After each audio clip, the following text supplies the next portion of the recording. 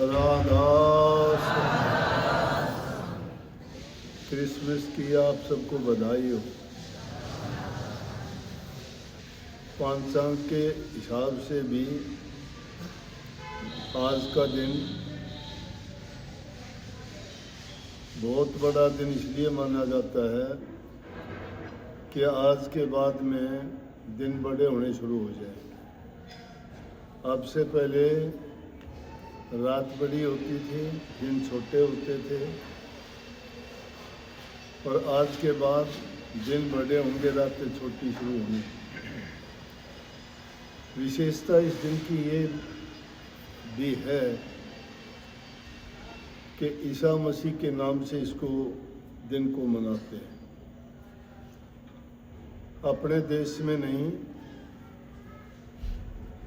या दो चार देशों में नहीं, पूरी दुनिया के देशों में इस दिन को मनाते हैं, ईसा मसीह को मानते हैं।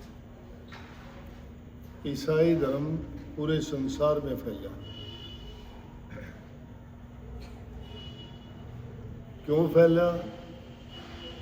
उसकी विशेषता यही है कि ईसा मसीह ने प्रेम का, सद्भावना का, एकता का, सेवा का, इन चीज़ों को मुख्य रख के मानव हित और कल्याण के लिए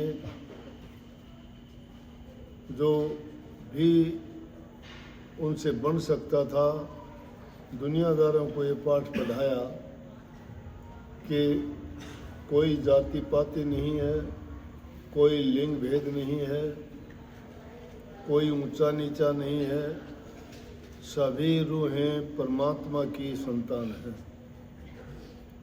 तो ये अकेले उनका प्रचार नहीं, जितने भी संत महापुरुष संसार में आए, सबका मिशन यही था कि इन भटके हुए जीवों को ये समझाने का प्रयास किया कि ये जाति, ये भेदभाव कर्म के अनुसार,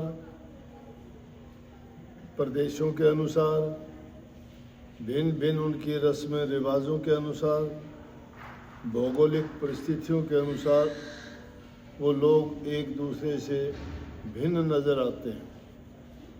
लेकिन अकेले इंसान ही नहीं, 84 लाख में जितने जीव जंतु हैं, जिनमें भी रूह का वास है, सभी उस मालिक की संतान है। हमें न केवल मानवता से बल्कि हर जीव से उसी प्रकार से अच्छा बर्ताव व्यवहार करना चाहिए, उन पर उसी प्रकार दया करनी चाहिए जिस प्रकार से हम इंसानों के लिए करते हैं, क्योंकि उनमें भी वही रूह वास करती है और इंसानों में भी वही रूह है। अंतर ये है कि सृष्टि में जितने जीव जंतु बनाए गए वो अलग अलग श्रेणियों में हैं, परंतु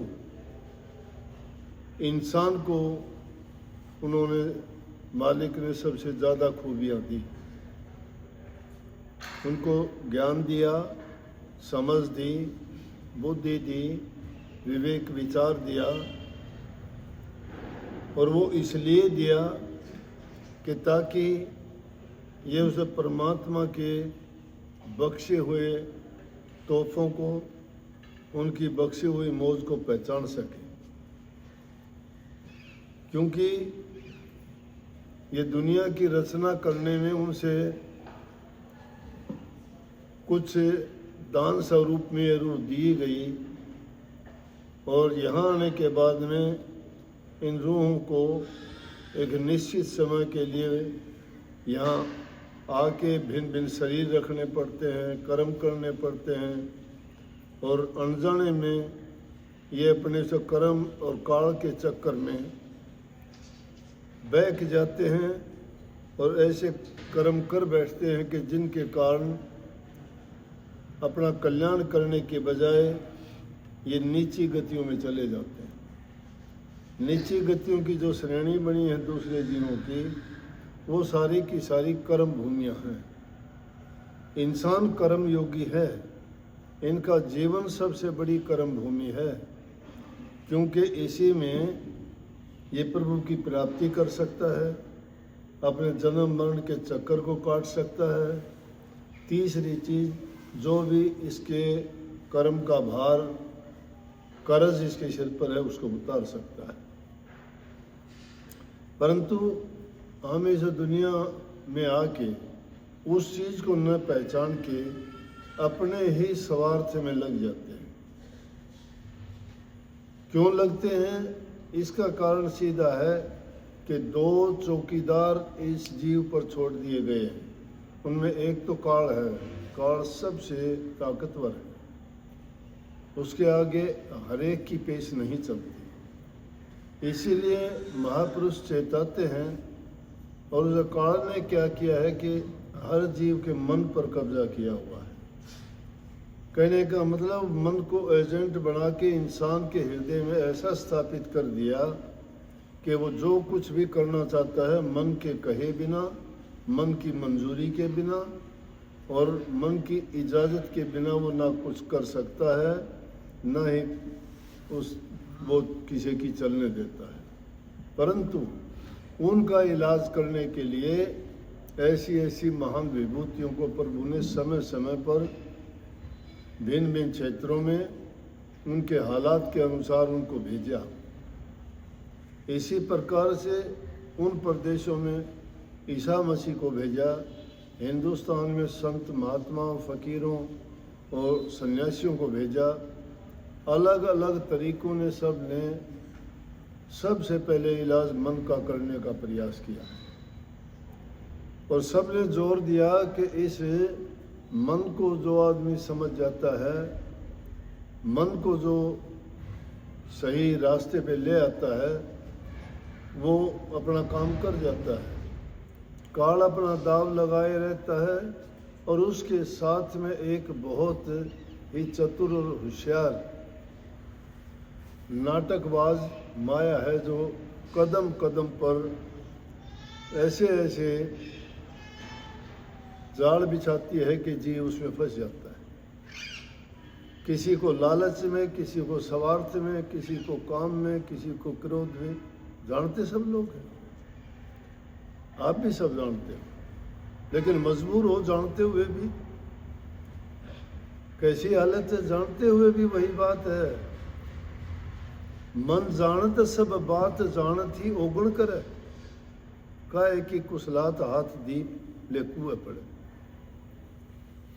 ये जानते हुए भी कुशल कहाँ से है? जानते हुए भी ओगण करता है। उसको पता है ये गलत है, उसको पता है इसका परिणाम भी गलत होगा, उसको पता है जो कर्म करता है तुझे ही भोगना होगा, उसको ये भी पता है कि इसका नतीजा भी अच्छा नहीं होने वाला, लेकिन क्यों करता है? बहकावे में मन के है, त्याग नहीं सकता। जिसको भी तुम अपना सोचते हो, कोई नहीं है तुम्हारा। ये झूठी मैं मेरी का झगड़ा है दुनिया में। तो उन जीवों की कुशलता कहाँ होगी जिनको ज्ञान होते हुए भी उसी घेरे में जाके पड़ते हैं। घेरा क्यों कहा? कुआं हो तो निकल सकता है, घेरा जो होता है उसके भूण नहीं होता, कोई रास्ता नहीं होता कि उससे निकाल ले, उसको निकलने का रास्ता नहीं। यही खूबी है उसकी। इसीलिए झगड़ा उस मन के साथ है। बाहर के दुश्मनों से जब लड़ोगे, पहले मन के दुश्मनों को जीतो। मन के दुश्मन जीतने का तरीका बिना हथियार के कोई युद्ध के मैदान में नहीं लड़ सकता, लेकिन सतगुरु जिसको मिल जाता है लड़ने का, उसको हथियार दे देता है और फिर भी वो उसका प्रयोग नहीं करता, लड़ नहीं सकता, तो हार उसकी निश्चित है। जिसको लड़ने का और मरने का तरीका आ जाता है, लड़ना उसके साथ मरना भी है, मरना भी जीवित मरना है। जीवित मरना क्या है कि इंसान अपनी जो लालच की चीज़ हैं, स्वार्थ की चीज़ें हैं, ये जो इंद्रियों के सुख और भोग हैं, ये झूठी वाहवाही है। ये झूठी मान बढ़ाई है, उसको छोड़ दे। सबसे बड़े दुश्मन इंसान के ये हैं, ये मोटे बंधन है। स्वामी जी महाराज ने उनको कहा है कि मोटे बंधन जगत के गुरु भक्ति से काट। वो मोटे बंधन गुरु की भक्ति के बिना नहीं कटते। गुरु की भक्ति क्या है? गुरु की भक्ति क्या है? गुरु के वचन की पालना। गुरु क्या पालना करवाना चाहता है? गुरु अगर तुम्हें कोई बात कहता है, तुम्हें कोई शिक्षा देता है, कोई उपदेश देता है, या तुम्हें कुछ ऐसी बातें बताता है कि आपको ये करना चाहिए, ये नहीं करना चाहिए, तो सवाल तो उसमें गुरु का है या आपका? हम गलत मानते हैं। उसमें गुरु का हित नहीं, हमारा हित है। हमारा हित है, और हमारे हित की बात कहे उस बात को भी हम ये सोच लें कि तो इसकी बात है। अगर कोई कह दे, किसी को थोड़ा समझाने के लिए, रास्ते पे लाने के लिए थोड़ा सा भी सख्ती से कोई वचन कह दोगे तो कह देंगे हमने आपका सत्संग ही छोड़ दिया, हमने आपका नाम ही छोड़ दिया। वैसे छोड़ दिया जैसे मेरा कुछ काम करते थे और अब जो है वो मेरा काम नहीं करेंगे। नहीं, काम आपका है।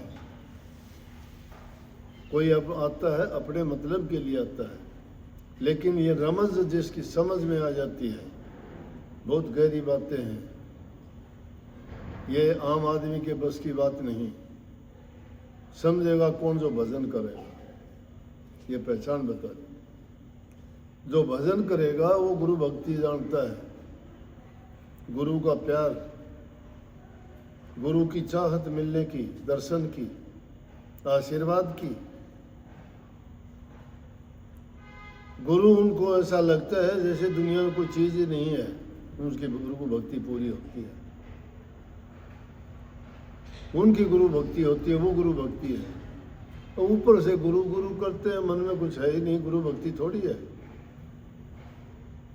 नौटंकी है, ड्रामा है, दिखावा है, अपना मान बढ़ाई इज्जत के लिए है।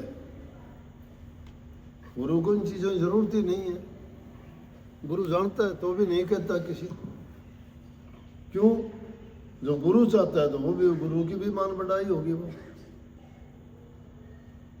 ये चीज दिखावे के नहीं, बल्कि गुरु भक्ति क्यों कही? गुरु भक्ति दृढ़ के करो, पीछे और उपाय। गुरु भक्ति बिन मोह जाल कभी न काटा जाए। गुरु भक्ति के बिना ये मोह का जाल कभी नहीं कटता। ये नहीं कि हमारा ही काम हो, पीछे होके गए हैं। क्यों कही कि पल की पल से में क्या हो जाए, क्या बढ़ जाए, क्या घट जाए, क्या खो जाए, पता नहीं तकदीर का। एक पल का भरोसा नहीं है। इंसान दावे करता है बरसों तक के, उन बातों के लिए खोटे मंदे कर्म करता है। ये परवाह नहीं करता मैं क्यों करता हूँ, सोचता ही नहीं है। लालच सर्वोपरि है, उसका स्वार्थ है, और उसमें जो इंसान बंध जाता है वो कभी बचता नहीं है। इसका डंक, माया का डंक जिसको लग जाता है ना, वो बचता नहीं है। उसका जहर ऐसा असर करता है, पागल हो जाता है वो, फिर वो गया। इसलिए जो मोटे बंधन काटने चाहते हो तो गुरु की प्रीत कर पहले भौतिक शब्द को सुनना। गुरु की प्रीत कर पहले। और इन चीजों के लिए है कि गुरु भक्ति आपकी जब पूर्ण होगी, गुरु 3 चीजें कहता है। नाम का सुमरण करो, मत भजन की ओर जाओ, मत प्रकाश सोच देखने की सोचो। सबसे मुख्य चीज है नाम भक्ति। नाम भक्ति होगी नाम के सुमरण से। नाम का चिंतन, नाम का सुमरण, नाम का ध्यान है। जो नाम का सुमरण जिसका पक्का हो जाता है, उसका ध्यान, समाधि सब पूरी उसी चीज में आ जाती है। मूल है ये, गुरु भक्ति है मूल, सब धर्मों का मूल है। एक भी धर्म ऐसा बता दो जिसमें मंत्र ना हो, या गुरु का शिक्षा ना हो, या कोई जपने का उन्होंने उसको नाम, कोई नाम कहता है, कोई मंत्र कहता है, कोई जाप कहता है, तो मूल चीज क्या हुई कि वही है, और मूल जिसके पास है ही नहीं। मूल का संबंध किससे? गुरु से है। नाम तो गुरु से मिला है। गुरु से तुमने गुरु को बिसार ही दिया है, कहाँ नाम होगा? अरे पानी तो दरिया से आया करता है, नदी खोद के धर दी और समुद्र का नाका लगा दिया, उसमें पानी आया हुआ है कि सूखी रहेगी वो? गुरु हर चीज का स्रोत है, इसलिए उसको दृढ़ किए बिना एक कदम भी आगे कोई नहीं बढ़ सकता। और गुरु भक्ति की ये खूबी है, गुरु भक्ति जितनी करता चले जाएगा उतना ही गुरु के प्रति आस्था, विश्वास, प्रेम, प्रीति दृढ़ होती चली जाएगी। और जितनी वो दृढ़ होती चली जाएगी उसको दूसरी चीजों से मोह भंग होता चला जाएगा। क्यों? कई महापुरुषों ने कही है, ई रस पावा तो ओ रस नहीं भावा। जब दुनियादारी के रस आपको भाते हैं तो नाम का रस नहीं मिलेगा।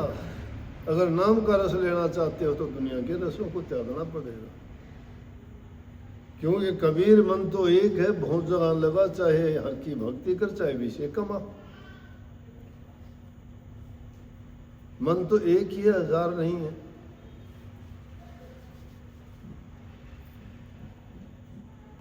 बलराम जाके कहने लगे गोपियों से कि गोपियों तुम इतना प्यार कृष्ण जी से करते हो, मेरे से भी कर लिया करो। जवाब दिया कि वो दो मन ना ही 10-20, एक हूं तो गयो श्याम संग को इरादे ईस। कि 10-20 मन नहीं है, एक ही है मन। वो तो उनके पास है, कृष्ण जी के पास है। इसलिए वही बात सबने कही है, सब महापुरुषों ने यही कही है कि इस मन को एक ही जगह लगाया जा सकता है, चाहे तो प्रभु की भक्ति कर लो, चाहे दुनियादारी में डोल लो। ये तो संतों की मौज है। घर गृहस्थियों के लिए भी इतना सुलभ, इतना सरल और इतना सहज तरीका बताया कि अगर तुम कुछ भी नहीं कर सकते तो नाम का सुमन करोगे तो भी तुम्हारा अपना खुद का कल्याण हो जाएगा। अब देखा देखी के लोग कहते हैं कि मैं सुमन करता हूँ, ध्यान करता हूँ, अभ्यास करता हूँ इतने घंटे तक, लेकिन मेरी सोच उल्टी है, मैं मानता नहीं। किस काम के लिए निकले आप? सत्संग में आए, यहाँ आके भी मन और कहीं भटक रहा है, देख रहे हो कुछ। मन तो उस जगह होना चाहिए जिस चीज के लिए आए हो। एक ही जगह लगेगा तो मन यही है, ये डामाडोल होता है, जहां कहीं जाता है वैसा ही हो जाता है। और फिर करे कुसंग चाहे कुशल तुलसी, बड़ा अफसोस। कुसंग करते हो और कुशलता चाहते हो, कैसे होगा भाई? कुशलता चाहते हो तो कुशल काम भी करो, संग भी सही करो। सत्संगियन से हेल मेल नहीं, जग जीवन संग रखता, प्रीत अरे मन नहीं आई प्रतीत, गुरु की नहीं आई प्रतीत। दुनियादारों के तो पीछे पीछे हटते, उनकी जुती उठाते, गुरु को कुछ मानते ही नहीं हो। गुरु को पीठ दिखाते हो, दुनियादारों के सन्मुख खड़े होते हो। दुनियादार क्या देंगे तुम्हें? दे देंगे, दुनिया के पदार्थ मिल जाएंगे, मिल जाएंगे, उनके पास है वो देंगे वो, लेकिन अच्छे देंगे, कभी गाली भी दे देंगे, वो भी देंगे, सब माल है उनके पास। लेकिन गुरु के पास जब जाओगे, उनके पास एक ही माल है, हर प्रकार से जीव का हित, जीव का कल्याण, जीव की बेहतरी के लिए काम करेंगे। इसलिए गुरु से प्रीत, गुरु का विश्वास, गुरु के वचन की पालना गुरु भक्ति है। महापुरुषों का वचन ही मंत्र होता है, उससे बढ़ के कोई मंत्र नहीं है। गुरु कहता है वो करना चाहिए, कहता है वो करना चाहिए, गुरु करता है वो नहीं करना चाहिए। तो जो आदमी एक सच्चाई के साथ जो बरतता है वो सच्चा रास्ता उसका भेद जानता है। पर एक आदमी नकल करता है, नकल जाहिर हो जाती है। शेर की खाल में गिद्दड़ के ऊपर है होगा भाई, बाणा पर शेर कर चले उसकी चाल है, जच दिए को नहीं बात है। बात क्या चाहिए, करनी बड़ी है, करनी करो, कोई रुकावट नहीं है। तुम शिकायत करते हो वहां नाम का सुमरण किया करो, मत पूछो किसी से, नाम का सुमरण करके देखो। कईयों ने ऐसे ही नहीं कही कि खुद ही को कर बुलंद इतना कि खुदा बंदे से ये पूछे कि बोले बंदे तेरी रजा क्या है। बुलंद करने का मतलब अपने आप को, और कोई ताकत नहीं है। शरीर की ताकत एक दिन जवाब दे देगी, परिवार की ताकत जवाब दे देगी, संतान पत्नी सब ये छोड़ जाएंगे साथ, तुम्हारा शरीर साथ दे सकता है, वो भी साथ छोड़ेगा। क्या चीज रही साथ? नाम। हमने मंगत पटवारी था, हिसार चौड़ा छोड़ गया, डॉक्टर ऑपरेशन के लिए ले जाने लगे तो रुक के जोर जोर से आवाज मारने लगे, राधा स्वामी राधा स्वामी। डॉक्टर बोले अरे आवाज तो कम कर ले, तो आहिस्ता बोल ले। आहिस्ता क्या बोल रही, इसके बिना है क्या मेरा? और कहते कहते थोड़ा छोड़ दिया। जिस आदमी को पता है कि तुझे ले जा रहे, इसके बाद तू जिएगा मरेगा नहीं मरेगा, इसीलिए महापुरुषों ने कहे किया ना अभ्यास याद कैसे आओगा, अंत समय में राम नाम कैसे गाओगा। सारी जिंदगी जिस चीज की कमाई करी जबान वो या होगा।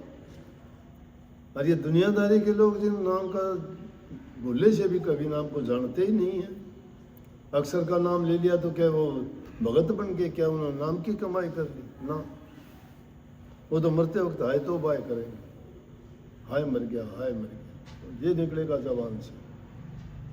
तो महापुरुष जो है दुनियादारों को अपना भेद दे के भी ये समझाने का प्रयत्न करते हैं कि जीव किसी तरह से निकले उससे, लेकिन मुश्किल है, बहुत कठिन है, भूल जाते हैं, 2 मिनट के लिए भी याद नहीं रहती। अरे इनको मृत्यु के सैया पर घाट पे जाके याद नहीं आता, शमशान घाट में जाते हैं दूसरे को दफन करते हैं, उनको ये याद नहीं आता कल को तेरी गति भी होनी है। आते ही वही दुनियादारी के काम, चलो वही करो काम, हो गया गया, वो अपना काम पूरा कर गया। 4 दिन याद करते, कोई याद नहीं करता किसी को। तो क्या बनेगा ये मिट्टी के शरीर का? किस लिए छाती ताननी, किस लिए अभिमान करना, किस लिए दुनियादारों में किसी को दुख देना, तकलीफ देना? अपना कर्म बनाओ, कर्म बनेगा नाम से, भक्ति से, सेवा से, प्रेम से, सबसे अच्छा व्यवहार करो, मित्रता का व्यवहार करो, सुखी रहो, किसी को दुख ना दो, तुम्हें दुख होगा ही नहीं। सबको बहुत बहुत आशीर्वाद।